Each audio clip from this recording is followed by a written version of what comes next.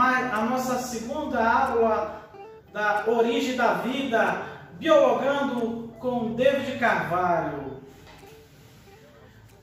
Vamos fazer uma plena recapitulação da nossa aula anterior. Nós falamos, hoje da vida que nós falamos, ela é um assunto bastante discutido e esse assunto ainda tem bastante lacunas. E o primeiro que tentou explicar foi o Aristóteles com a teoria da geração espontânea ou a biogênese. Nunca esqueça, a biogênese é quando a vida surgiu da matéria inanimada, onde sofreu a ação do princípio ativo e daí originou o ser vivo. Essa é a teoria de Aristóteles, que também foi fortalecida com o livro de receita de Hellman, onde através da roupa suja de mulher misturou com o germe do trigo, depois de 21 dias deu origem aos ratos. Mas na verdade o cheiro da roupa suja lá do trigo atraía os ratos, mas acreditavam que vinha da roupa suja. E a primeira vez foi contestada a teoria de Aristóteles foi no século XVII pelo biólogo italiano Francesco Redi, no seu experimento tradicional com frasco com um pedaço de carne, onde ele 12 tampou com gases e 2 deixou aberto. E depois de alguns dias deixou sofrendo a ação do princípio ativo e foi ver a sua surpresa. Nos abertos tinham larvas e no fechado, tcharam, não tinham larvas. Isso quer dizer, se fosse verdade, se a teoria surgisse da matéria inanimada, tinham larvas em todos os frascos. Needham tentou reproduzir e defender a teoria de Aristóteles. Ele pegou frascos, LMI, colocou caldo de carne, colocou para ferver, para esterilizar, e deixou descansando sofrendo a ação do princípio ativo. E como foi analisar esse caldo, lá tinha o quê? Os micro-organismos, logo, eles surgiram da onde? Do caldo, matéria inanimada. E Lázaro Spallanzani, com o mesmo experimento, alguns frascos tampou, outro deixou aberto, ferveu por tempo prolongado e depois deixou descansando, sofrendo a ação do princípio ativo. E depois, quando verificou, os abertos estavam cheios de micro-organismos, no fechado, ausente. Mas Needham retrucou e disse que Spallanzani ferveu o caldo por demais e com isso matou, destruiu o princípio ativo. Logo, o experimento do Louis Pasteur, com seu experimento com um balão pescoço de cisne. Então, ele colocou o mesmo caldo de carne lá dentro do balão, e onde ele derreteu, fazendo uma curvatura, e essa curvatura isolava o caldo do ar. Logo, ele ferveu, mas não por tempo prolongado.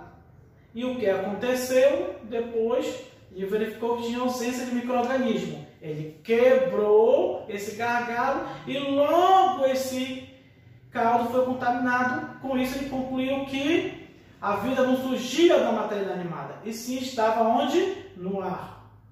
Então com isso Pasteur destruiu a teoria de Aristóteles, que perdeu séculos e séculos, muito adepto pelo Isaac Newton, René Descartes, e dando lugar à biogênese. Biogênese é a teoria onde a vida só surge de outra vida pré-existente, ou seja, o ser vivo só pode surgir de outro pré-existente. Mas, sendo que a biogênese é a base da evolução, e sabendo que a vida só pode surgir de outra vida, a questão do ancestral comum, vem a pergunta até hoje que não quer calar.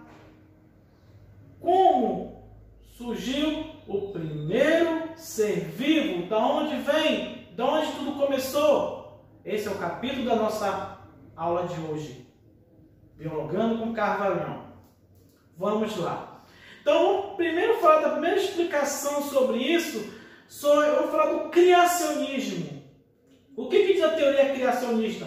Atenção, criacionista não é só o criacionismo na base do cristianismo, mas também tem outras religiões egípcias, gregos, que também tentam explicar. Ou seja, o que é o criacionismo? Onde a vida ela foi criada, ela foi arquitetada, que também é chamado de design inteligente.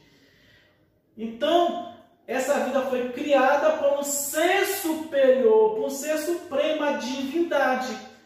E para várias religiões, no caso do cristianismo, Deus. No caso do cristianismo, a vida foi criada em 6 dias. Em 6 dias. Tá? 6 dias. E foi criado bonitinho. Então, todos os seres vivos que estão por aqui no mundo foi criado. Não existe ancestralidade. Todo mundo conviveu junto. Agora, essa teoria é interessante, que ela teve como base a teoria de Aristóteles, a geração espontânea. Ou seja, por exemplo, está lá que o homem veio do barro, foi moldado do barro. E o que é o barro, pessoal? Tcharam, é matéria inanimada. E quem deu a vida? A divindade. Perfeito, meus amiguinhos? E ainda diz mais, essa mesma teoria também é chamada de fixismo, porque as espécies que existem hoje são as mesmas de antigamente, de muito tempo. Ou seja, as espécies não mudam, são imutáveis. Por isso que elas são fixas. Fixismo. Ok, bebê? Vamos lá, passando a outra teoria. Outra teoria é que a vida não surgiu aqui na Terra. A vida ela veio do espaço, origem extraterrena. Então essa teoria é chamada de panspermia cósmica. Esses pequenos seres, chamados de cosmozoários, viajavam no cometa e esse cometa acabava chocando com a Terra e a vida encontrou o ambiente propício e acabou se estabelecendo. Ou seja, de acordo com essa teoria, somos todos ETs. Só que essa teoria tem várias lacunas. Como é que esse cosmozoário ia aguentar a radiação do espaço? Como é que ia aguentar a temperatura altíssima do cometa? E que resistência ia ter quando ele entrasse em contato com a nossa atmosfera? Que existência ia ter? Mas hoje tem muitos que tentam estudar isso na nova panspermia. Outra teoria que explica é a teoria da grande explosão, o Big Bang. Então, o que é o Big Bang? Atenção, pessoal, o Big Bang ele não vai explicar a origem do primeiro ser vivo. Ele vai explicar a origem do universo. Ele já é comprovado, físicos, biólogos, astrônomos já explicam isso aí. Já tem relatos. Então, o que seria essa grande explosão?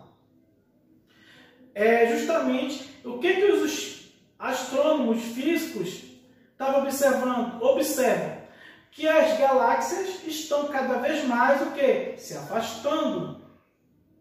E com isso, eles viram que o universo está se expandindo, que justamente a teoria do Big Bang é a expansão do universo. Então, o que vai acontecer? Então, se eles estão se afastando, as galáxias, isso quer dizer que em algum momento, alguns anos atrás, eles estavam unidos. O Big Bang aconteceu há 3,5 bilhões de anos atrás. Bilhões de anos. Então, estavam unidos, todas as matérias estavam unidas num único ponto. E como estava unida, cada vez ficando mais compacto, essa aí começou a concentração de energia, as moléculas se agitando, e o que aconteceu? Uma fissão nuclear no átomo dessas moléculas, que acabou provocando uma explosão, uma grande liberação de energia. Com isso, formando uma nebulosa. O que é essa nebulosa? São poeiras cósmicas, ou seja, resultado da morte de uma estrela, de um planeta. Tá? Então, pessoal, só que essa nebulosa, com o tempo, vai esfriando, vai se compactando de novo, e o que vai acontecer? Vai formar uma nova estrela, onde lembra que a estrela é um corpo estelar que vai emitir luz, tem luz própria, ou um planeta. E com isso, a partir da origem do sistema solar, por exemplo, ela vai se aglomerar num único, de novo essa nebulosa se aglomera e vai formar uma grande massa, onde vai ocorrer grandes reações químicas lá nos átomos de hidrogênio, que vai sofrer fissão nuclear e vai liberar energia, e dá origem ao gás hélio, que é a formação do Sol. E ao redor do Sol, essa nebulosa, essa poeira cósmica vão se aglomerando ao redor deles e vai formando quem? Os planetas, os satélites, no caso o nosso satélite é a Lua, e originando o sistema solar. Ok? Esse é o Big Bang, a teoria do universo em expansão. A outra teoria que é mais aceita, inclusive é a base da evolução, é a evolução química. Então a vida já surgiu aqui na Terra em algum momento, ou seja, antes a Terra não tinha condição nenhuma de ter vida. Ela era bombardeada por cometas, ela tinha alta erupção vulcânica, muita tempestade. Como era muito quente, a água não se acumulava nas partes baixas, rápido evaporava. E só tinha 4 gases. Quais eram esses 4 gases? Metano, amônia, hidrogênio e vapores de água. Só esses que estavam na atmosfera. E segundo a evolução química, a vida vai surgir dos elementos químicos mais simples para os mais complexos. É isso que diz a evolução. Simples para o mais complexo. Segundo o Vogel, ele conseguiu obter a amônia de um outro elemento químico inorgânico. Então, isso foi um insight para que, se foi possível obter matéria orgânica de uma matéria inorgânica, então a vida surgiu o quê? De uma matéria inorgânica para orgânica. É o que diz a evolução química. Com isso, o bioquímico Oparin e Haldane, que é biólogo, essa dupla, eles criaram essa teoria de evolução química. Lembra? A molécula mais simples para a mais complexa. Vamos pegar a primeira molécula simples. Pegando os monossacarídeos, são moléculas simples de açúcar, e vai formar, sofrendo reações químicas, formando os polissacarídeos. Os ácidos graxos com álcool, formando o lipídio, a gordura. Os aminoácidos reagindo entre si, formam os peptídeos, por conseguinte as proteínas. E os nucleotídeos dão origem aos ácidos nucleicos, que é o DNA e o RNA. Vimos também, segundo Oparin e Haldane, a sua hipótese até então, essa dupla aí, eles proporcionaram que tinha esses 4 gases. Lembrando quais eram esses 4 gases? Metano, que é CH4, amônia, NH3, e H2, que é o gás hidrogênio, e vapor de água, H2O. Então, o que aconteceu? A Terra começou a se esfriar, então a chuva que caía começou a se acumular na parte baixa, e com mais os relâmpagos, as descargas elétricas, provocaram essas reações químicas, com esses elementos que estavam no ar e os elementos que estavam nas rochas. Então, com essas cargas elétricas e na água, que a vida surgiu no oceano primitivo, essa molécula começou a sofrer reações químicas e vai formar os coloides. E depois esses coloides, são pequenas moléculas proteicas, peptídeos, vão se aglomerar e vão formar os coacervados, que era justamente formado uma película d'água que envolvia esses coloides, formou o coacervado. Esse coacervado é conhecido como uma pré-célula. Então, essa teoria, a hipótese de Oparin e Haldane, foi reproduzida no laboratório por Stanley Miller, que era um russo. Stanley pegou um dispositivo, pegou os 4 gases. Quais eram esses 4 gases? Metano, hidrogênio, amônia e vapor de água. Colocou um dispositivo simulando a atmosfera primitiva, colocou água simulando o oceano primitivo e descargas elétricas, simbolizando as tempestades.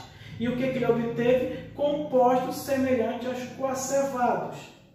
O outro, que foi o Sidney Fox, fez o mesmo experimento e obteve o que? Proteínas.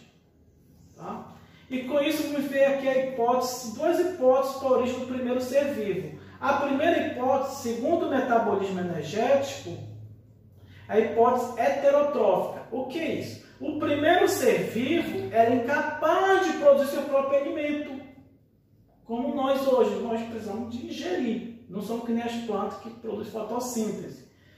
Então, esse primeiro ser vivo tirava substâncias orgânicas presentes lá no oceano primitivo como alimento. Ou seja, eram seres vivos fermentadores. Como não tinha oxigênio naquela época, então fazer uma respiração anaeróbia. Tá? Então eram possíveis bactérias anaeróbias. Só que tem uma crítica aí. Com essa crítica, será que naquele oceano primitivo tinha matéria orgânica suficiente para alimentar esse ser que fazia a fermentação? Mas, segundo a teoria, o resultado da fermentação desse ser produzia gás carbônico, CO2, que daí propiciou algumas bactérias se formar as cianobactérias, onde surgiu o primeiro ser vivo que faz fotossíntese, o ser autotrófico, que produz seu próprio alimento. E como esse ser com o tempo começou produzindo muito, ou seja, liberando muito oxigênio, surgiu os seres que fazem respiração aeróbia, que somos nós. Mas a provável hipótese é a autotrófica, ou seja, o primeiro ser vivo produzia o seu próprio alimento. Mas será que era um ser vivo que fazia fotossíntese ou quimiossíntese? Bem, o que diz a evolução química? Que a vida surgiu do mais simples para o mais complexo. Então não pode ser a fotossíntese porque ela é uma reação química muito complexa. Então só pode ser a quimiossíntese. Então o primeiro ser vivo era um ser vivo quimiolito autotrófico. O que é isso, minha gente? Quimiolito autotrófico. Químio vem de quimiossíntese e lito vem de rocha. Então as bactérias essas bactérias viviam dentro de vulcões. São bactérias termófilas, assim como as árqueas também faziam quimiossíntese, seu próprio alimento. Aí daí surgiu os seres que fazem fermentação, depois vão ter muito gás carbônico na atmosfera, vai surgir os seres que fazem fotossíntese, ou seja, somos autotrófico fotossintetizante, e daí depois vai ter muito oxigênio liberado por estes, vai formar a camada de ozônio e vai propiciar o aparecimento dos seres que fazem respiração aeróbia, que somos nós, os heteros. Beleza? Então essa é a hipótese autotrófica. Bem, qual é a diferença das duas? Heterotrófica, o primeiro ser vivo, não produzia seu próprio alimento. Autotrófica, produzia. Qual é a mais aceita? A hipótese autotrófica. Ele produz seu próprio alimento através de que processo? Quimiossíntese. Era uma arqueobactéria. Ou seja, uma árquea, na verdade. O termo mais correto hoje, árquea. Beleza, pessoal? Vamos lá. A teoria de Robertson, ele vai falar da teoria endosimbionte, a origem das células procarióticas.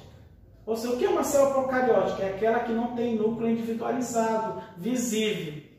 Então, a partir daí, uma célula anaeróbia, o seu procarionte anaeróbio, que não utiliza oxigênio, vai englobar uma bactéria que faz respiração aeróbia, ou seja, vai englobar, vai fagocitar, e ela vai ficar lá. Só que essa célula não vai digerir. O que vai acontecer? Vai viver em simbiose. Então, essa bactéria vai produzir alimento para essa célula, e com o passar do tempo, essa bactéria deu origem às nossas mitocôndrias. A mesma coisa aconteceu com a origem dos cloroplastos, onde a cianobactéria foi englobada com uma célula, e essa cianobactéria produzia alimento, ou seja, através da luz, e com o passar do tempo formou-se autotrófico fotossintetizante, onde o cloroplasto surgiu das cianobactérias. Essa é a teoria endossimbiótica, da origem das mitocôndrias e dos cloroplastos. Então, por isso que a mitocôndria tem DNA próprio, se autoduplica, assim como o cloroplasto, nas plantas. E como vocês estão vendo na imagem, a origem das duas células, a animal e a célula vegetal. Então é isso, meus amiguinhos. Essa foi a nossa aula de origem da vida. Espero que vocês tentar assimilar. É um assunto bastante polêmico. E nas aulas posteriores nós vamos estudar ainda mais o processo evolutivo, as teorias evolutivas. Ou seja, será o capítulo da nossa próxima aula, Biologando com Carvalhão.